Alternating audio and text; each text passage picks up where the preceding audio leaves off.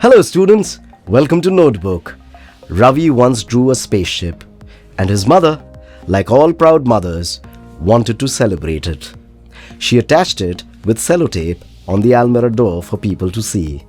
Ravi was then just 5.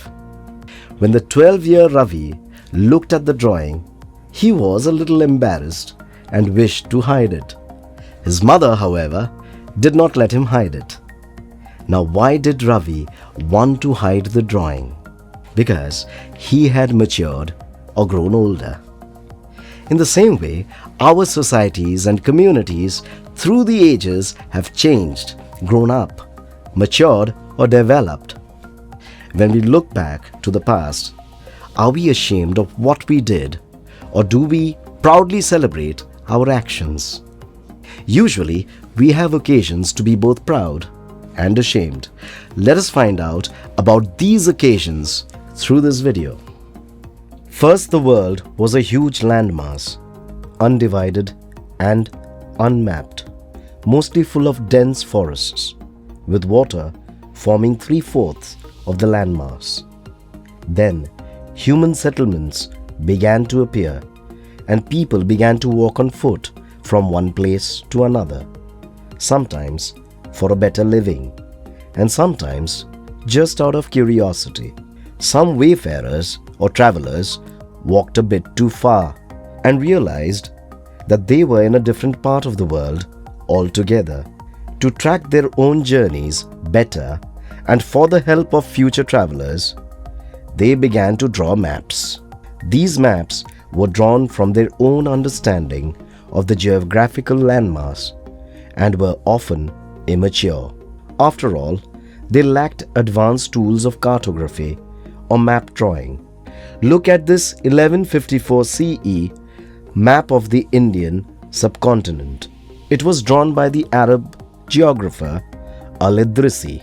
The India on this map looks very different from the India of today. Now, look at this map of India made by a French cartographer in the 1720s. This looks similar to the map of India we have at present. As you can guess, this is because centuries had passed.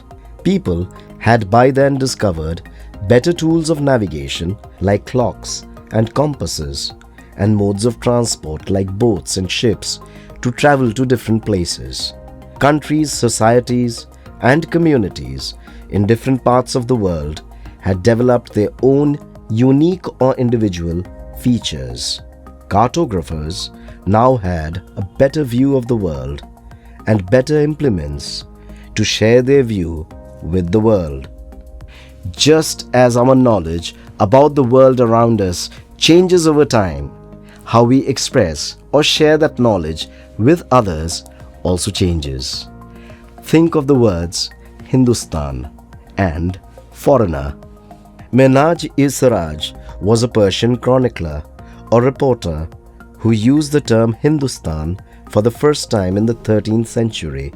Hindustan for Minhaj-e-Siraj meant the areas covered by the Delhi Sultanate, which included areas of Punjab, Haryana, and the lands between the Ganga and the Yamuna. Delhi Sultanate refers to the various Muslim dynasties or families which ruled in India. Hindustan had a political meaning for Minhaj-e-Siraj. The term remained the same even when regions were added or taken away from the Delhi Sultanate. Hindustan now means the modern nation-state of India. The term foreigner too has changed over the years. Today, a person from outside India is known as a foreigner among the Indians. In the Middle Ages, someone from the town could be a foreigner among a village community. Can you think of words in the English language borrowed from Indian culture? One such word is dacoit, taken from daku, meaning robbers. When two different cultures come in contact with each other, they influence each other and borrow and lend habits and words. Just as words and their meanings have changed or evolved over time, the way we record data has also evolved. Today, we store huge amounts of valuable information about the past in national and state archives. At a point of time in history, archives were non-existent because people had not discovered paper. And how would they write down and store information if they did not have paper? Most information was stored in memory and passed through word of mouth from generation to generation. But that was before 700 AD. Between 700 to 1750 AD, the number of textual records increased. Paper became cheaper and easily available to the people. As a result, holy texts, records of rulers, letters, and teachings of saints, petitions, registers for accounts, and taxes were written. Historians have a better idea about this period thanks to these records stored in manuscripts and documents. However, historians often doubt these records. They cannot depend on them because they are available in manuscripts. The manuscripts were copied and recopied by scribes. Words, sentences, and information often changed in the process of copying. Manuscript copying, thus, was very like a game of Chinese whispers. In Chinese whispers, the first player whispers a message to the second player, who whispers the same message again to the third player. In this way, the final player often receives a message which is quite different from what the first player had said. Much is misheard and lost through whispering.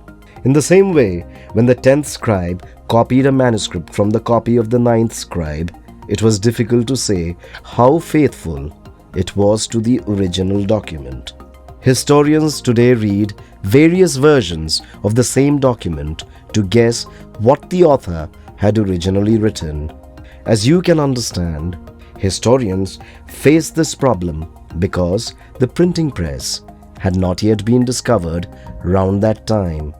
The discovery of the printing press and later digital medium, the internet, has solved this problem. However, there is a new problem with yellow journalism.